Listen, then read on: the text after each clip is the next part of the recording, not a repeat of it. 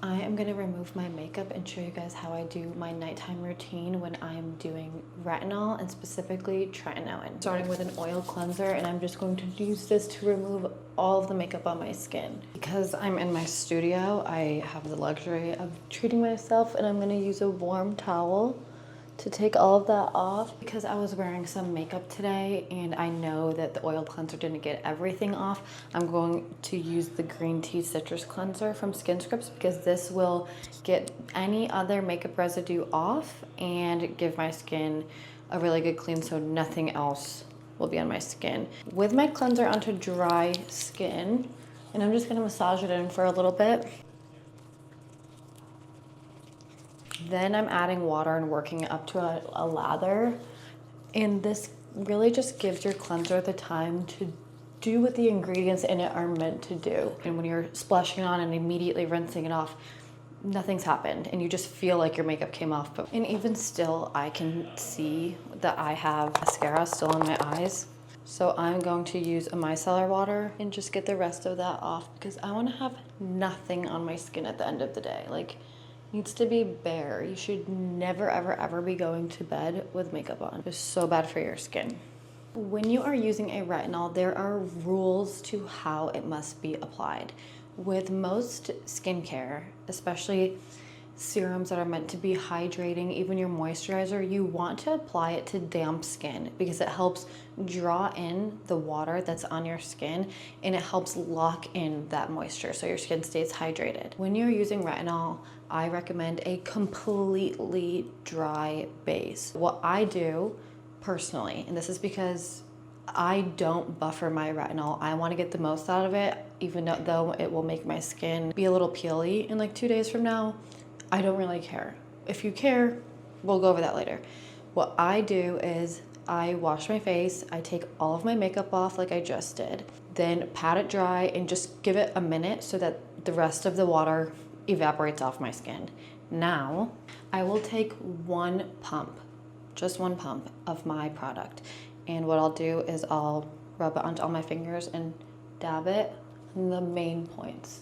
So each side of my neck, my chin, my forehead, each my cheeks.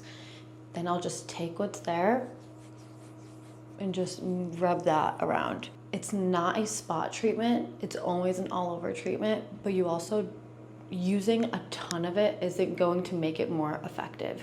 You're just going to run through your product faster. Because of the way I exactly placed it, I feel like, oh, I didn't get like my under jawline super great, or I could use some even more down here. The next time I do my retinol, a day or two from now, because I usually go like every other day or every 2 nights with it, I'll make sure that I get under here instead of right here on my chin or closer to the top of my forehead, wherever. It doesn't have to be so precise because it has a spread to it. So what retinol is doing is it's making your cell turnover process happen faster. It's very aggressive. It causes sun sensitivity, it causes peeling, it can cause irritation. When you are first starting on a retinol, you need to go so low and slow with it. The lowest percentage you can get is what you need to be getting from your dermatologist, or if you're buying it like Differin or Adapalene, whatever. The lowest percentage first. You don't want to use it on nights that you're using other active ingredients. No glycolics tonight, no lactic acid, and you do not want to be using it during the day. I have so many clients tell me that like they have acne and they went and saw a dermatologist and the derm told them to use it every day, twice a day. That's it. I'm like, that's insane. You are going to burn your skin so badly and it's going to be red. You're going to ruin your barrier and it's going to be miserable for you. When you're first starting, even if it's just a different gel, it's not prescription grade, once a week. So use it once, wait 3 days. If you've experienced zero irritation, you can use it again. So that'll be twice a week, every 3 days. If you do that and you experience some irritation, keep it at twice a week until you're not experiencing that irritation anymore, then you can bump it up. I've been on retinol for years and I still don't use it every single day. That's just too much for your skin sometimes. I always tell my clients, listen to what your skin is telling you. If your skin's red and it's burning to put moisturizer on, or it's breaking out and it's, you know when your skin is mad, just let it go. Acneic skin acne skin, oily skin still needs to be moisturized and hydrated. Drying it out to like it's red and burning isn't going to fix the root issue of large pores or acne or whatever you feel like your problem is.